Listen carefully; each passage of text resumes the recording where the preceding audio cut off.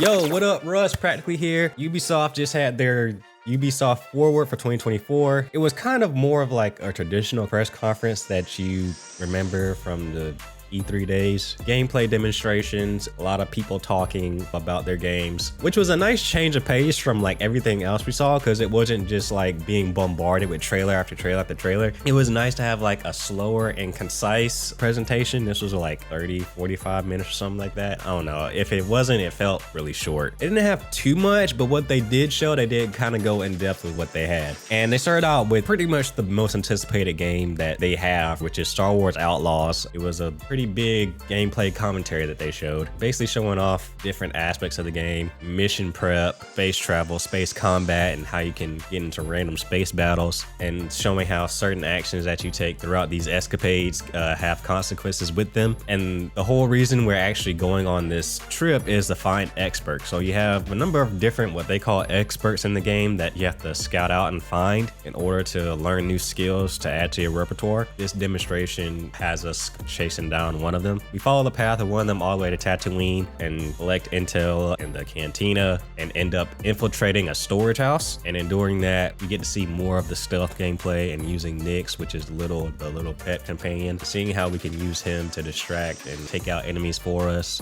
It looked kind of like your standard third-person action game, almost in the vein of like an Uncharted or something, like an open world Uncharted, which I'm not mad at. I will say that the gameplay, at least the gunplay, more so the gunplay, something for me, it didn't really hit for me. It just kind of felt kind of, I don't know, it wasn't as impactful as I thought it was. And also it could be something that you might just have to get your hands on in order to like maybe feel the difference. But just looking at it, it kind of looked kind of bland, honestly. So yeah, that's one thing that I took away from this demonstration. I am still intrigued by the ambition of this game, so I am still kind of looking forward to possibly getting my hands on it at some point. And then a guy decides to come on stage and reiterate everything that the demonstration just said.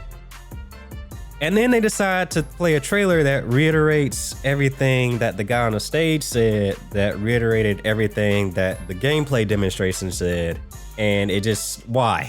Why did you do this? Again, that comes out August 30th, and of course, pre-order the game. Then we got some information on XDefiant. Season 1 is coming July 2nd. There's gonna be a new faction. There's like 3 new weapons. Apparently there's a new map per month, which is pretty cool. I've never seen that done before, actually. And there's a new capture the flag mode. That was pretty much it for XDefiant. And then Skull and Bones. Now, last time I saw Skull and Bones, last time I paid any attention to Skull and Bones was them barely trying to get the game out the door and trying to get people to play it. So someone tell me when they had a whole season 1 and now a season 2 and looking forward to a season 3. When the f did this game get all this content put into it? Because I'm trying to figure that out. Like, is this game actually that good? Like, what the hell happened? What did I miss? Okay. Season 2 just hit. Bunch of new ships, a new sea monster. There's fleet management, apparently. New solo and PvE modes and ship upgrades. And season 3 is coming later in the summer, I believe they said, which introduces a flying dragon, sea monster, 5v5 PvP, and I think some other things as well. Yeah, Skull and Bones seems like it's kind of cooking, and I literally missed a ship on that one. Then we got some looks at the Prince of Persia franchise as a whole, because it is the 35th anniversary of Prince of Persia, and they started out by talking about the Lost Crown. The Lost Crown is getting some free updates with a lot of stuff.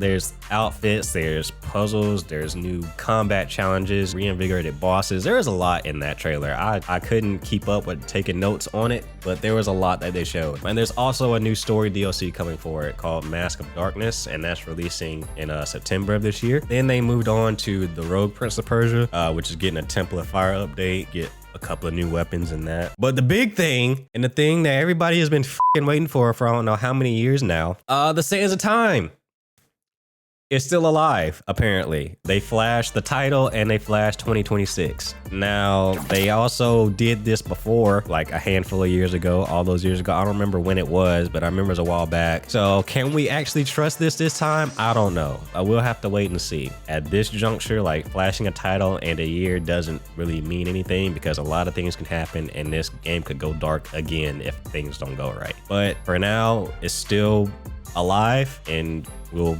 have to see what time has in store for it. Then we got Rocksmith Plus. I don't really know/care. Avatar Frontiers is getting a story DLC. The Skybreaker story pack is coming July 16th. Again, this game looked pretty good. I never got a chance to play it like I wanted to. I still don't know if I will ever get a chance to play it, but it did look cool. And this story DLC looked like it was going to be pretty much more of the same of what was already offered in the game. Just like I said, a new narrative. That's something to look forward to for all you Avatar fans out there. The Crew Motorfest. This is something I did play, or at least for a little bit. This is a really, really fun game if you ask me personally. They are on season 4 as of right now, and they are preparing for season 5, which is coming, I think, sometime next year. And it's going to introduce a new island. You'll be able to drive around Maui, and also one of the playlists, the Made in Japan playlist, is getting an update, basically a volume 2. The trailer showed a lot of different car customization coming to the game. So yeah, there's a lot to look forward to in the Crew Motorfest. And then 2 people came on stage and talked about Anno 117 Pax Romana.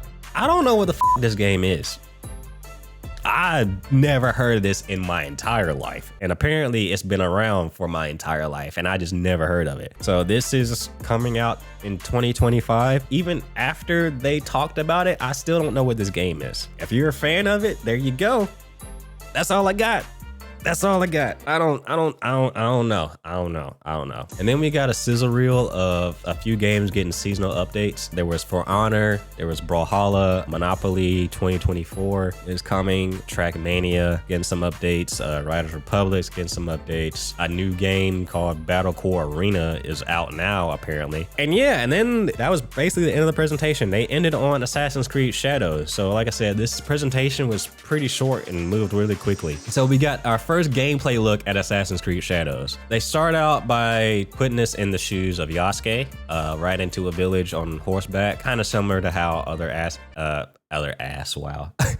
Assassin's Creed games have been. We walk into town, mingle with the villagers, and then get involved in a quest, which I must say, the in-engine cutscenes for a lot of these dialogue interactions, for like the smaller missions or miscellaneous missions, whatever you want to call them, they're still stiff as f. It still looks like these people are kind of dead on the inside and don't have a soul. After that, we see Yasuke get into some combat, and his combat is kind of brutal. And by kinda, I mean a lot. Like, there's a lot of blood, there's a lot of dismemberment, especially with the head. There's a lot of decapitations happening here, and a lot of armor destruction or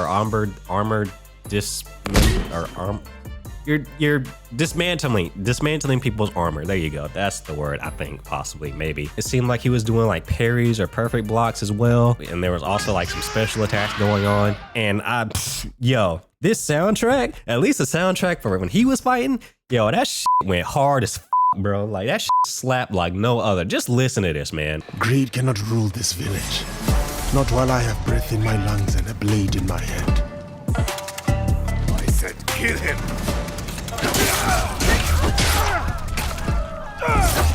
I'll wash away his failure with your blood. You will have to spill it first. You can't tell me that doesn't go hard. You can't tell me you weren't bobbing your head just now. You can't. But anyway, we saw him take on like a boss enemy / like a high level target, kind of like the target of the mission. And that ended with a very, very gruesome dismemberment or decapitation. And then Naoe shows up. And then we have a little cutscene between them. And then this kind of leads into the next mission or the next target. But right before you tackle it, you get a choice between tackling it with Yasuke or with Naoe. And it's pretty clear that Yasuke is basically the overbearing brute that just rushes through the front door and just beats everybody to hell. And Naoe is, of course, like the traditional stealthy, sneaking around the rooftops and the back door type of approach. So they pick Naoe, and we get to see her gameplay. And hers is very, very traditional assassin, really reminiscent of Assassin's Creed Unity and Syndicate. I really got those type of vibes from her gameplay, but it seems like they've kind of even put a lot more into it. You see her scaling rooftops, swinging from rooftop to rooftop, crawling through the grass, silently taking out people. There was one point she jumped up and like hung on to the ceiling to avoid being detected. And there was another point where she stabbed somebody through a door and took them out. That was pretty cool. Like, this whole section, I was I was really excited and getting hyped with this gameplay because this is what I've kind of wanted Assassin's Creed to go back to ever since they've done the RPG stuff. You're not really an assassin because of the leveling that they introduced in the game. Here, it didn't seem like any of that was there. It seemed like, you know, if you made your way around, you could take out anybody that was within your reach. There was a point where there was a pond and she crawled under the water and was like crawling in the pond. And she had the pipe, is it bamboo, that she breathed through under the water, and she was crawling with that. I was like, yeah. That was cool. So yeah, she sneaks up to the target and takes him out. And then once that happens, everybody around is alerted. And for a moment, they show that she can handle her own in combat situations. Like, she kind of goes off a little bit. She destroys like half, like she swings like this chain blade around and like destroys half the environment. But they don't really take out that group. She kind of just dips. And yeah, that is the end of the gameplay. I'm sold on that, bro. That looks like is a lot of fun. I don't need any more convincing of this. Everything they showed in this demonstration just spoke to me, and yeah, just give me the game now. But yeah, that was it. Actually, I lied. No, there was one more thing. They also showed off their Ubisoft Plus subscription service. I don't know what the fuck it does. I think it said what it did, but I kind of didn't pay attention to what it did because I'm not buying it. Hey, can take that shit right up on out of here. And yeah, that was it. So overall, I think this presentation was pretty good. They showed what they needed to show. They talked about what they needed to talk about. They answered some questions that people probably had, especially with the Sands of Time. They finally kind of gave us an answer about that. Now, will that hold up? Who knows? Yeah, I don't really have anything bad to say about it. You know, the stuff that nobody cared about, they didn't stay too long on. It wasn't like, you know, a bombardment of trailers that we have, but it didn't need to be. As long as what they showed was like what people wanted to see, it was fine. What do you think of the Ubisoft Forward? Did you care for anything that they showed here? Do you care about Ubisoft games in general? Because I know a lot of people don't. But yeah, let me know what you thought about this thing here. Thanks for watching to the end of this video. Very much appreciate it. And if you like content like this and want to see more, be sure to subscribe, like, and share the video. And yeah, I guess I will see you guys in the next video. I'm Russ, practically out. Later.